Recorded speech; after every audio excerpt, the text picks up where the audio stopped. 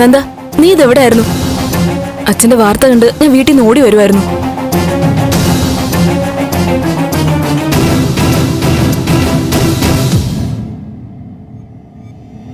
മുരളിയുമായിട്ട് സംസാരിച്ചുകൊണ്ടിരുന്നപ്പോഴാണ് ഞാൻ ആ വീഡിയോ കണ്ടത്.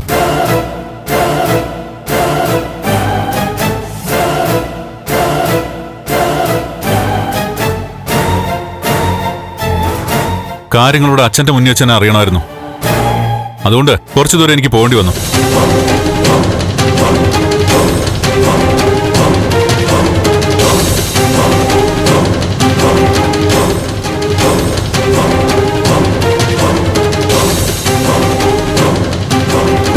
ഇറങ്ങണം.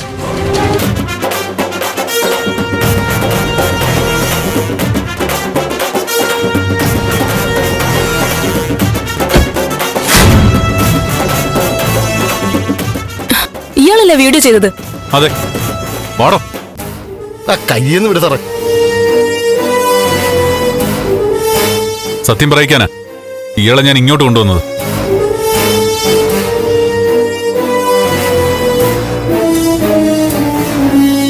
വാടോ.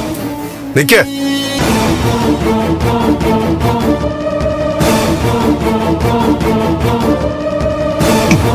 അയ്യോ, താൻ എന്ത് തെളിവിന്റെ അടിസ്ഥാനത്തിലാ ഈ വീഡിയോ ചെയ്തേ? നിന്നെന്നും വെറുതെ വിടാൻ പോണില്ല. അച്ഛാ പ്ലീസ് പ്ലീസ്, അയാൾ പറയട്ടെ.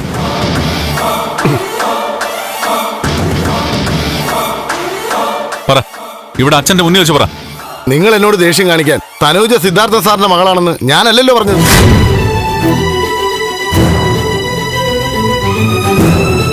ആ കുട്ടി തന്നെയല്ലേ സത്യം വെളിപ്പെടുത്തിയത്? പിന്നെ വ്യക്തമായ തെളിവിന്റെ അടിസ്ഥാനത്തിലാണ് ഞാൻ എന്റെ ചാനലിട്ടത്.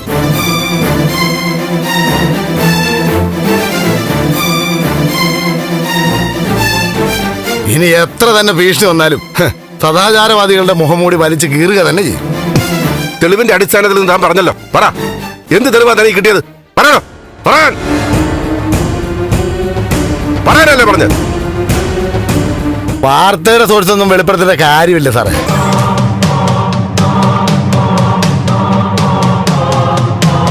സത്യം പുറത്തു വരുമ്പോ ദേഷ്യം കാണിച്ചിട്ട് കാര്യമില്ല.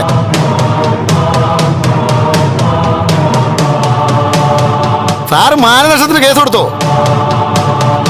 ഞാൻ കോടതി തെളിയിച്ചോളാം.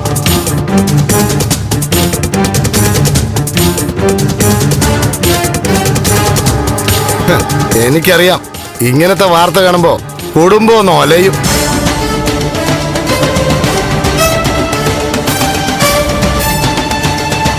ഇനി ആ പെങ്കോച്ച് എന്നോട് പറഞ്ഞത് കളവാണെന്നിരിക്കട്ടെ. ഒരു കാര്യം ചെയ്യാം, തനൂജ സാറിന്റെ മകളല്ലെങ്കിൽ സാർ എനിക്കിപ്പോ ഒരു ഇന്റർവ്യൂ താ.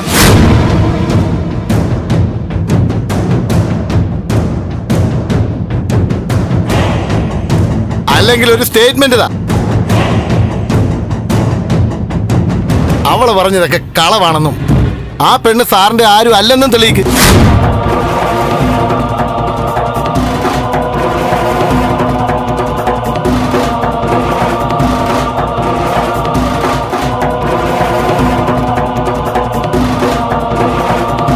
വളരെ പ്രാധാന്യത്തോടു കൂടി തന്നെ ഞാൻ എന്റെ ചാനലിൽ കൊടുക്കാം. മറ്റ് ചാനലുകളിലും ഞാൻ തന്നെ വിളിച്ചു പറയാം.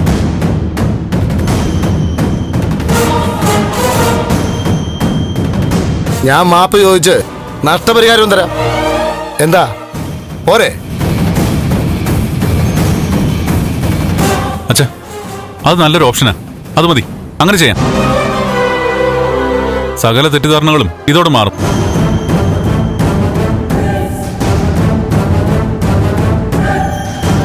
അച്ഛൻ ഒരു പ്രസ്താവന കൊടുക്ക്.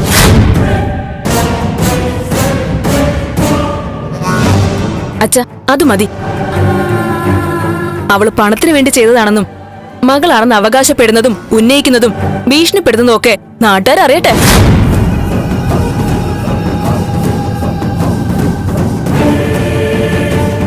ഒറ്റ മിനിറ്റ്, ഞാൻ എന്റെ ക്യാമറാമാനോട് വരാൻ പറയാം. ഇന്റർവ്യൂ നമുക്ക് ഇവിടെ തന്നെ സെറ്റ് ചെയ്യാം.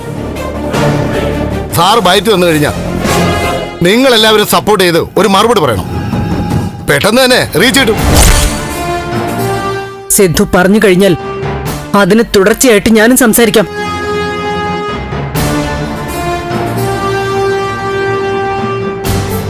മാഡത്തിന്റെ ഒരു അരമണിക്കൂർ ഇന്റർവ്യൂ തന്നെ എടുക്കാം. ഇത് കള്ളമാണെങ്കിൽ ഇങ്ങനെ തന്നെ ചെയ്യാം സാർ. എങ്കിൽ താൻ ക്യാമറ യൂണിറ്റിനോട് വരാൻ പറയാം. മറ്റു ചാനലുകാരും കൂടി വരട്ടെ. Okay madam. അത് ശരി, നീ എന്നെ വിറ്റും തിരക്കി കാശുണ്ടാക്കണം അല്ലേ?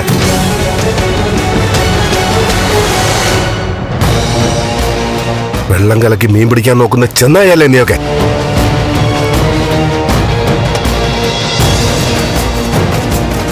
കുടുംബങ്ങൾ തകർന്നൊന്നും നിന്നെപ്പോലുള്ളവർക്ക് വിഷയമല്ല. അവിഹിത കഥകളുണ്ടാക്കി ചാനലിൽ ആളെ കൂട്ടണം, കാശുണ്ടാക്കണം.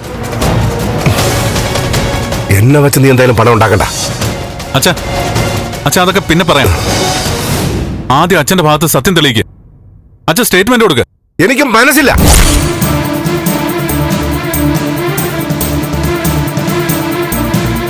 ഇവനെ പോലുള്ളവരുടെ ചാനലിൽ വരുന്നതാണ് നിനക്കൊക്കെ വിശ്വാസമെങ്കിൽ ഇനി ഞാനൊന്നും പറയുന്നില്ല.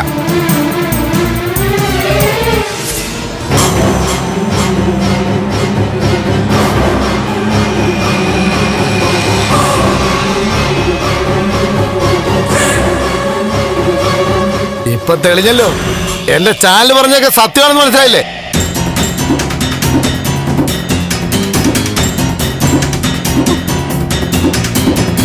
അത് സാറിന്റെ മോള് തന്നെ.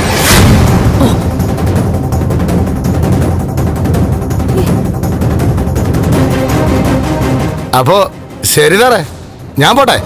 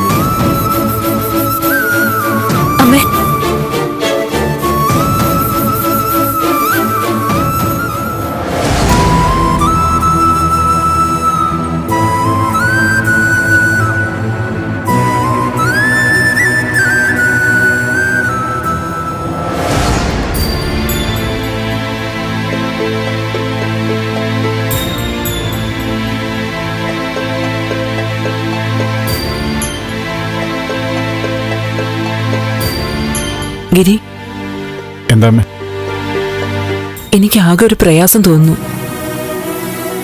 രജനിമോട് പോയിട്ട് വിളിച്ചോ? വിളിച്ചു. അമ്മ വിഷമിക്കണ്ട, ഇതിന്റെ സത്യാവസ്ഥ എന്താ നമുക്കറിയില്ലല്ലോ. ഒരു പെണ്ണിങ്ങനെ വിളിച്ചു പറയാന്നൊക്കെ വെച്ചാ നാട്ടുകാരെല്ലാം അറിഞ്ഞില്ലേ? നാട്ടുകാരെ അറിയിക്കാനായി തന്നെ ആരോ ചെയ്ത പണിയാണമ്മേ. കള്ളവാ. ഒരിക്കലും സിദ്ധാർത്ഥൻ സാറിനെ നമ്മളായിട്ട് അവിശ്വസിക്കരുത്. രാഷ്ട്രീയ വിരോധികളും ശത്രുക്കളും ഒക്കെ ഒരുപാടുള്ളപ്പോൾ ഇത്തരം കാര്യങ്ങളൊക്കെ നടക്കും. രജനിമോൾ ആകെ സന്തോഷത്തിലായിരുന്നു.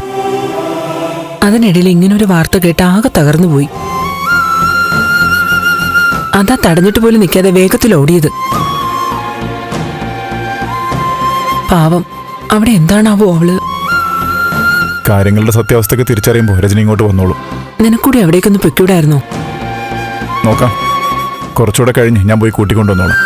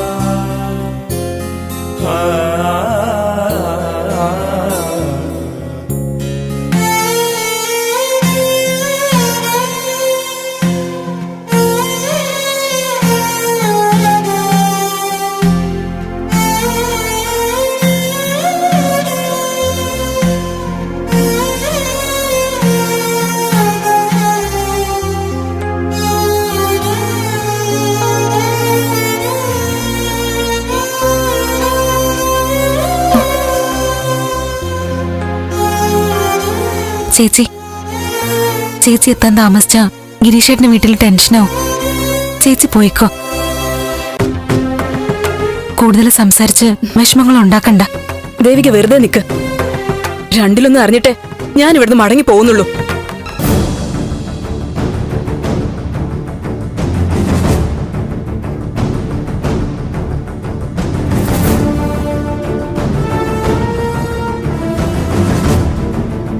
മോള് ഒരിടത്ത് കല്യാണം ചെയ്തയച്ച മരുമോനോ വീട്ടുകാർക്കോ ക്ഷീണം ഉണ്ടാക്കുന്ന കാര്യങ്ങള് സാമാന്യ ബോധമുള്ളവർ ചെയ്യില്ല.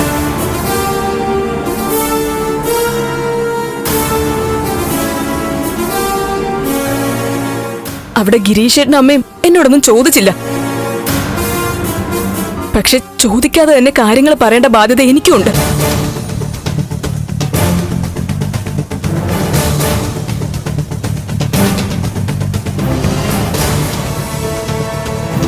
അച്ഛനിങ്ങനെ കല്ലുപോലെ ഇരുന്നിട്ട് ഒരു കാര്യമില്ല. ഈ ചോദ്യങ്ങൾക്കൊക്കെ മറുപടി തന്നേ പറ്റൂ. ഞങ്ങൾക്കത് അറിയണം.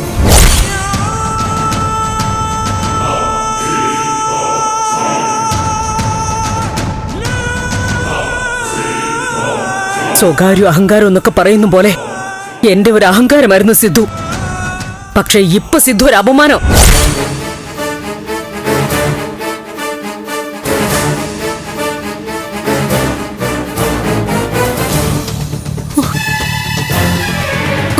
അമ്മേ, എന്താ ഈ പറയുന്നേ? എന്താ ഞാൻ പറഞ്ഞതിൽ എന്താ തെറ്റ്?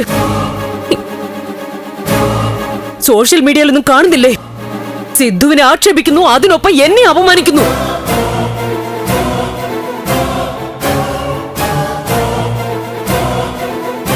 കഴിവില്ലാത്ത ഭാര്യമാരുള്ള വീടുകളിൽ ഇങ്ങനെയൊക്കെ തന്നെ സംഭവിക്കുമെന്ന് എല്ലാവരും കണ്ടതല്ലേ?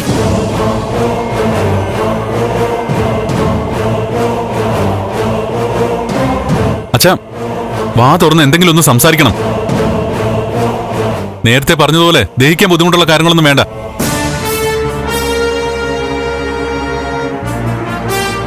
അതിന് ഇവിടെ ആരും വിശ്വസിക്കാനും പോകുന്നില്ല. ഞങ്ങൾക്ക് മനസ്സിലാവണം അച്ഛൻ പറയുന്നത് സത്യമാണോ അല്ലയോ എന്ന്.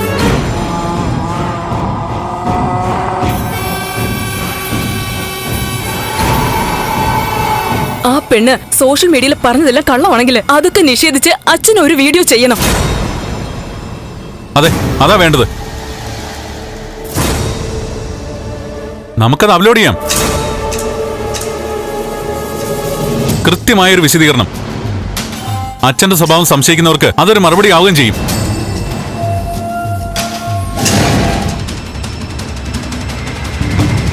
അങ്ങനെ ഒരു വീഡിയോ ചെയ്ത് മറുപടി കൊടുക്കാൻ ഞാൻ ഉദ്ദേശിക്കുന്നില്ല.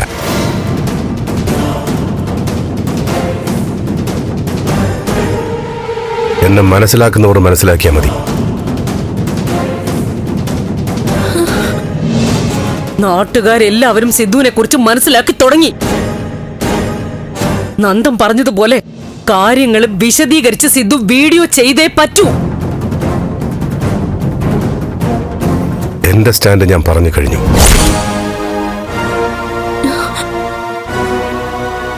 അച്ഛൻ അഗൈൻസ്റ്റ് ആയിട്ട് ഒരു സ്റ്റാൻഡും ഇല്ല. ആകെ മുങ്ങിയ കുളിരില്ല എന്ന് പറയുന്ന പോലെ ഇനി എത്ര അപവാദം കേട്ടാലും ഏക്കില്ല. അത്ര തൊലിക്കെട്ടി വന്നു കഴിഞ്ഞു.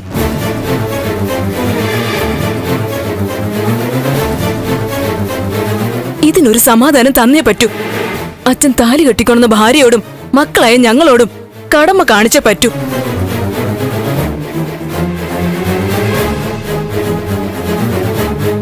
രജനി ചേച്ചി, അച്ഛനെ ടെൻഷൻ ആക്കണ്ട.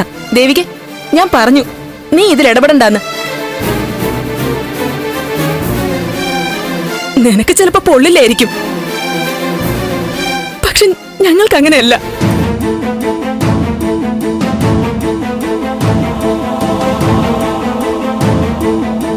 ഞങ്ങളുടെ മാത്രമാണെന്ന് വിശ്വസിച്ചിരുന്ന ഒരാളെ കുറിച്ച് നാട്ടുകാരെന്തൊക്കെയാ പറയുന്നതെന്ന് നീയും കേട്ടതല്ലേ?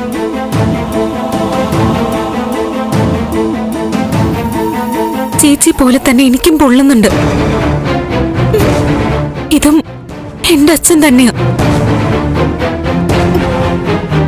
കാര്യങ്ങള് സാവകാശം സംസാരിക്കാനാണ് ഞാൻ ഉദ്ദേശിച്ചത്. കുറെ സാവകാശം കഴിഞ്ഞല്ലോ, ഇനി ക്ഷമിക്കാൻ പറ്റില്ല.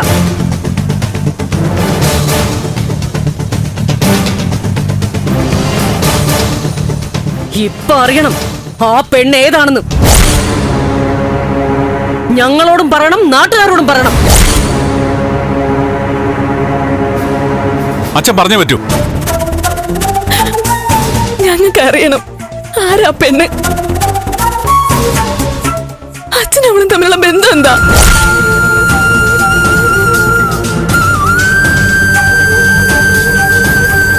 സിദ്ധുന്റെ മോളാണോ?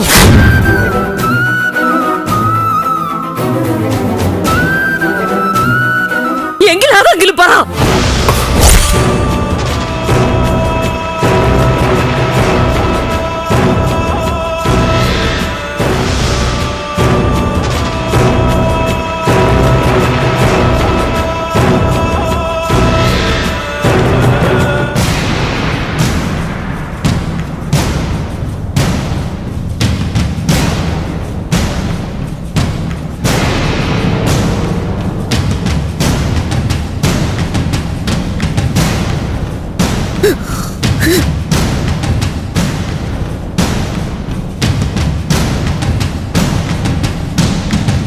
ഞാനൊരു വീഡിയോ ഇട്ട് എല്ലാരും അറിയിക്കാൻ പോവാ.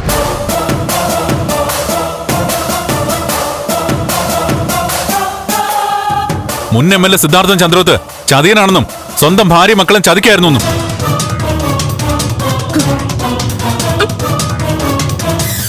നന്ദു, വെറുതെ ആവശ്യമില്ലാത്ത കാര്യങ്ങൾ ചെയ്യാൻ നിൽക്കരുത്.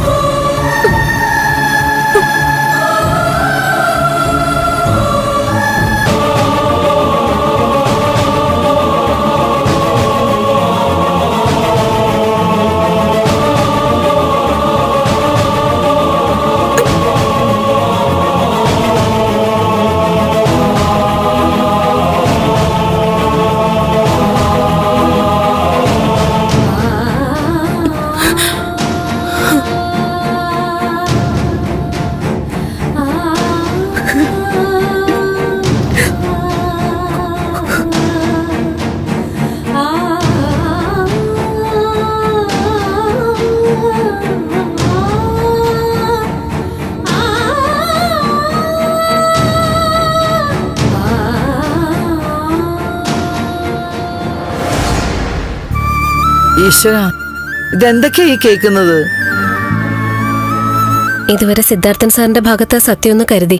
പക്ഷെ ഇന്ന് ആ വീഡിയോ കണ്ടതോടുകൂടി മനസ്സിലായി മറ്റാരും അറിയാത്ത എന്തൊക്കെയോ രഹസ്യങ്ങൾ സിദ്ധാർത്ഥൻ സാറുമായിട്ട് ബന്ധപ്പെട്ടുണ്ടെന്ന്. എന്റെ അച്ഛനാണ് മുൻ MLA സിദ്ധാർത്ഥൻ എന്ന് ഒരു പെണ്ണ് പച്ചയ്ക്കിങ്ങനെ കള്ളം പറയൂ? എനിക്ക് വിശ്വസിക്കാൻ പറ്റുന്നില്ല. ഇങ്ങനൊരു ബന്ധം സാറിനുണ്ടായിരുന്നെങ്കിൽ അതൊക്കെ ഏതെങ്കിലും രീതിയിൽ സാറിന്റെ സ്വഭാവത്തിൽ കാണില്ലേ? എത്ര നല്ലവനായിട്ട് അഭിനയിച്ചാലും കള്ളം ഏതെങ്കിലും രീതിയിൽ മറ്റുള്ളവർക്ക് മനസ്സിലാവും. പക്ഷേ സാറിന്റെ സ്വഭാവം എന്ന് വെച്ചാ എത്ര നിഷ്കളങ്കായിരുന്നു. ഇങ്ങനെ എന്തെങ്കിലും രഹസ്യം ഉണ്ടെങ്കിൽ അത് മറച്ചു പിടിക്കാനും പഠിക്കും അവര്. രാഷ്ട്രീയക്കാരാകുമ്പോ പ്രത്യേകിച്ച്. നടന്നതൊക്കെ തെറ്റാണോ ശരിയാണോ എന്ന് അറിയാൻ പറ്റാത്ത അവസ്ഥയിലാണല്ലോ. അങ്കിളിന്റെ ഭാഗത്തുനിന്ന് ഇങ്ങനെ തെറ്റായ പ്രവൃത്തി ഉണ്ടാവുമെന്ന് വിശ്വസിക്കാൻ വയ്യ.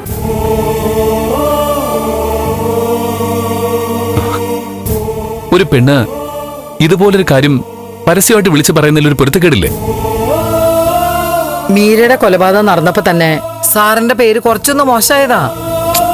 അതെല്ലാം തെറ്റിദ്ധാരണയാണെന്ന് തെളിഞ്ഞില്ലേ? ഇതിപ്പോ കുടുംബത്തിലും നാട്ടുകാരുടെ ഇടയിലും ഒക്കെ ചീത്തപ്പേരാവില്ലേ?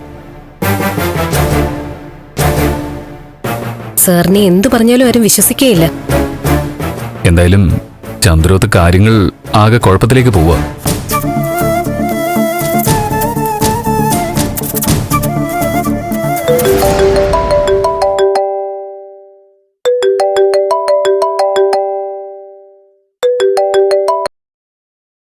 ഹലോ ദേവിക. ഗിരീഷേട്ടാ, അച്ഛൻ അങ്ങോട്ടെങ്ങാനും വന്നായിരുന്നോ? ഇല്ലല്ലോ.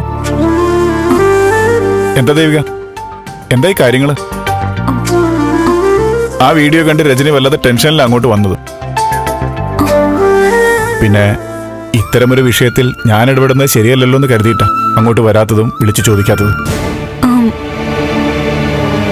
ഇവിടെ കുറച്ച് തർക്കവും സംസാരവും ഒക്കെ നടന്നു. അച്ഛന് ദേഷ്യം വന്ന് എങ്ങോട്ടും ഇറങ്ങിപ്പോയി.